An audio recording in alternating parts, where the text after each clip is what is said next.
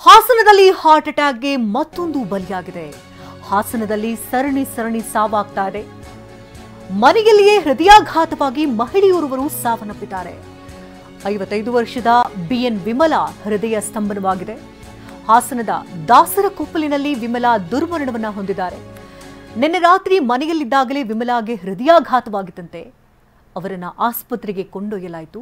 ಆದರೆ ಹಠಾತ್ ನಿಧನದಿಂದ ಅವರು ಸಾವನ್ನಪ್ಪಿದ್ದಾರೆ ಅನ್ನೋದ್ರ ಬಗ್ಗೆ ಮಾಹಿತಿ ಲಭ್ಯವಾಗ್ತಿದೆ.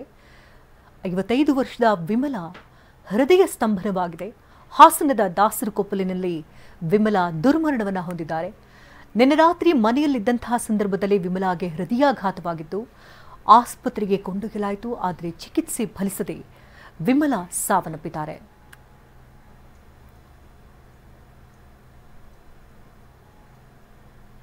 ಎದೆ ನೋವು ಅಂತೇಳಿ ಊಟ ಮಾಡ್ತಾ ಇದ್ದವರು ಹಾಗೇನೆ ಮಲಗಿಬಿಟ್ರು.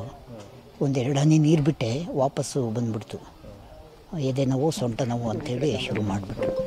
ಹಿಂದೆ ಯಾವಾಗಲೂ ಈ ಥರ ಇಲ್ಲ ಆಗಿಲ್ಲ, ಯಾವಾಗನೂ ಆಗಿಲ್ಲ. ಚೆನ್ನಾಗೇ ಇದ್ದರು. ಒಂದು 11-12 ಗಂಟೆ ಟೈಮಿಗೆ ಎದೆ ನೋವು ಅಂದ್ಕೊಂಡೇ ಇದ್ದರು. ಆಮೇಲೆಲ್ಲ ಸ್ವಲ್ಪ ಬೆನ್ನು ಎದೆಲ್ಲ ತೀಡ್ಬಿಟ್ಟು ಮಲಗಿಸಿದ್ದೆ. ಮಧ್ಯಾಹ್ನ ಎದ್ದು 2 ಗಂಟೆಗೆ ಹೊಟ್ಟೆ ಹಸು ಅಂದರು. ಒಂದು ರೊಟ್ಟಿ ಮಾಡ್ಕೊಂಡು ಹೋಗಿ ಮೊಸರು ರೊಟ್ಟಿ ತಿನ್ನಿಸ್ತಾ ಇದ್ದೆ. ಅಷ್ಟೊತ್ತಿಗೆ ಫುಲ್ಲು ಕುಸ್ದೇ ಬಿಟ್ಟರು. ಕುಸ್ತು ತೊಡೆ ಮೇಲೆ ಮಲ್ಕೊಂಡ್ರು. ಆಂಬುಲೆನ್ಸ್ ಕರೆಸ್ದೆ. ಬಂದು ಎಲ್ಲ ಇದು ಸ್ಕೋಪ್ ಇದೆಲ್ಲ ಇಟ್ಟು ಅವ್ರದ್ದು ನೋಡಿದರು. ಇದಾಗ್ಬಿಟ್ಟಿದೆ ಅಂಥೇಳಿ ಮೈಯೆಲ್ಲ ಕೋಲ್ಡ್ ಆಗಿಬಿಟ್ಟಿತ್ತು. ಅರ್ಧ ಗಂಟೆ ಮೇಲಾಗಿದೆ ಆಗಿಬಿಟ್ಟು. ಬೇಕಂದರೆ ತೊಗೊಂಡು ಬನ್ನಿ, ಸುಮ್ಮನೆ ಯಾಕೆ ಇದು ಮಾಡ್ತೀರಿ ಅಂದರು. ಆಯಿತು ಅಂಥೇಳಿ ಇಲ್ಲೇ ಇವ್ರಿಗೆಲ್ಲ ಪಕ್ಕದವ್ರಿಗೆಲ್ಲ ಇತ್ತ ಹಾಸನದಲ್ಲಿ ಹೃದಯಾಘಾತಕ್ಕೆ 21 ವರ್ಷದ ಯುವಕ ಕೂಡ ಬಲಿಯಾಗಿದ್ದಾನೆ. ಹಾಸನ ಹೊರವಲಯದ ಚಿಕ್ಕ ಕೊಂಡಗುಳದಲ್ಲಿ ಘಟನೆ ನಡೆದಿದೆ.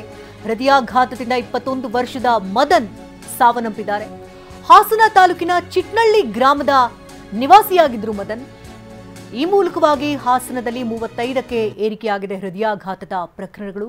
1.5 ತಿಂಗಳಿನಲ್ಲಿ 35 ಜನರು ಹಾರ್ಟ್ ಅಟ್ಯಾಕ್ಗೆ ಬಲಿಯಾಗಿರುವುದು ನಿಜಕ್ಕೂ ಆತಂಕವನ್ನ ಹೆಚ್ಚು ಮಾಡ್ತಾ ಇದೆ. ಮದನ್ ಕೇವಲ 21 ವರ್ಷ ಅಷ್ಟೇ. ಇನ್ನು ಬಾಳಿ ಬದುಕಬೇಕಾದಂತಹ ಯುವಕ ಹಠಾತ್ ನಿಧನ ಆಗಿದೆ ಹೃದಯಾಘಾತದಿಂದ. ಕಾರಣ ಏನಿರಬಹುದು ಅನ್ನೋದ್ರ ಬಗ್ಗೆ ಈಗಿನ ತನಿಖೆಯನ್ನು ಕೈಗೊಳ್ಳಬೇಕಾಗಿದೆ. ಇನ್ನು 77 ವರ್ಷದ ರಾಜಮ್ಮ ಕೂಡ ಹೃದಯಾಘಾತದಿಂದ ಬಲಿಯಾದರು. ವಿಮಲಾ 55 ವರ್ಷ ಅಷ್ಟೇ, ಗೃಹಿಣಿಯಾಗಿದ್ರು. ಬೆಳಗ್ಗೆಯಿಂದ ಯಾವುದೇ ಊಟ ಕೂಡ ಮಾಡಿರಲಿಲ್ಲ ಅನ್ನೋದ್ರ ಬಗ್ಗೆ ಅವರ ಪತಿ ಮಾಹಿತಿಯನ್ನು ಕೊಟ್ಟರು.